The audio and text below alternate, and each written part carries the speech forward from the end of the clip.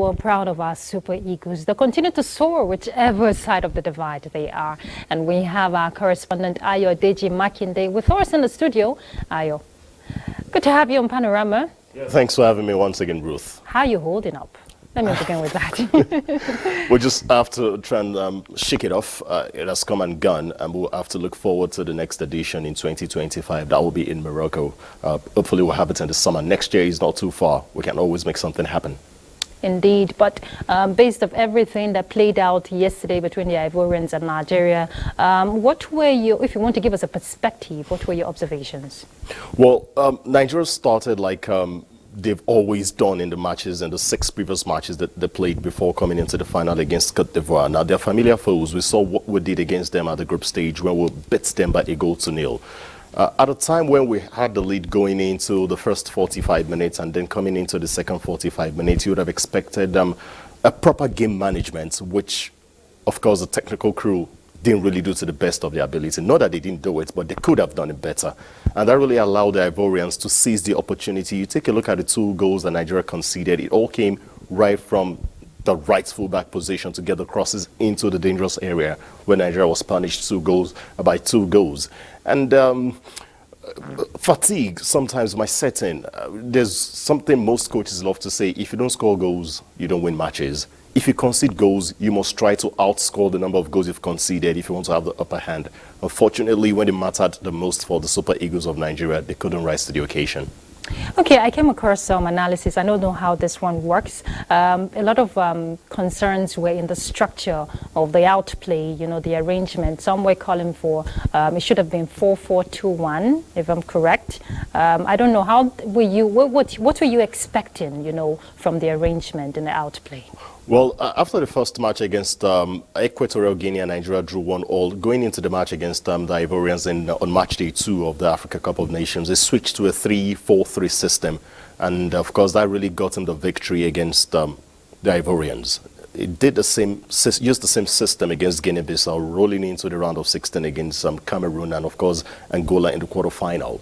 But coming into the final, this was the same system you used to beat them. You would have expected a proper analysis of the way the Ivorians have switched tactical play. I remember that in the course of this tournament, they had to part ways with the man that brought them into the tournament, talking about Jean-Louis Gasset, the coach that was sacked after the group stage to bring in MS Faye, who was just 40 years old.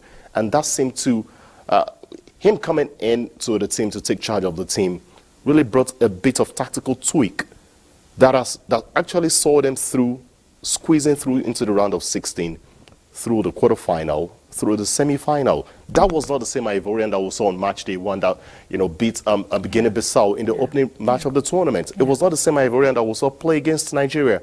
But unfortunately, we seem to just have it at the back of our mind. It's the same Ivorian team that we played against. The 3-4-3 system worked for us against them.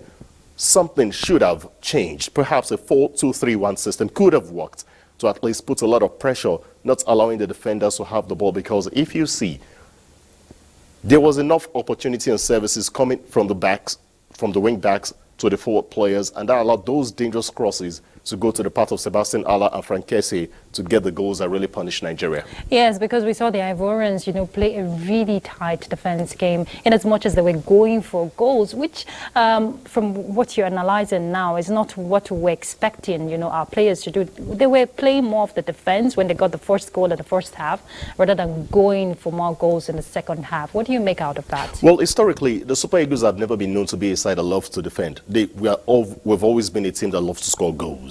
I mean, we don't hold back. We're not a pack-the-bus national team setup. But unfortunately, we got carried away with the fact that, yes, we're not playing well, but we're winning.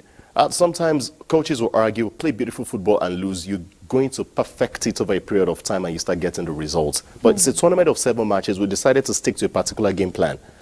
And then now that we have to lick our wounds for not winning the final, it just calls for, you know, a re-evaluation of the brand of football that we want to play as a nation. Are we going to play an attractive football?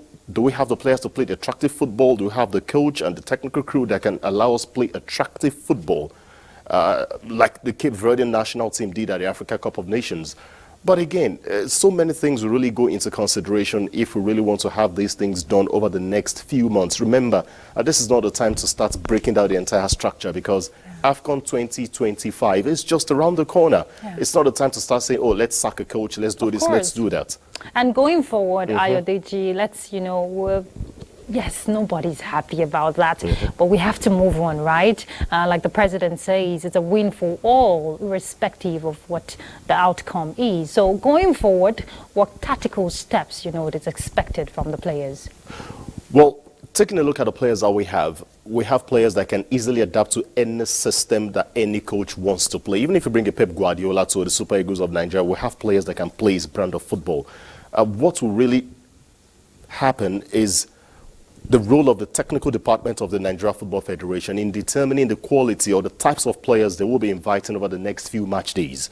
And of course, if they're going to stick with this particular coach, they should make it clear, because most Nigerians just want beautiful brand of football, not a pack the bus or a jam body style of football that will play all through this tournament to get into the final when we're outclassed.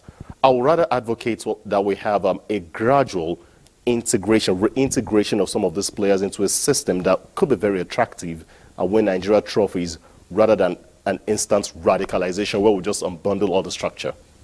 Indeed, Ayo, you've just nailed it in the head. And of course, let's continue to give our Super Eagles the support, because like the Vice President said when he was consoling them there at Cote d'Ivoire, he said, talking about the Super Eagles, they are the ones who unite Nigerians irrespective of religion or ethnicity. Thank you so much, Ayo Deji, for that insight. Let's keep hope alive, right? Yes, surely, but also remember that Nigeria won the player of the tournament, talking about Captain Trust Ekong. 24 teams who finished second. It's worth celebrating. Yes, indeed. And let's talk sports more. This time around, Ahmad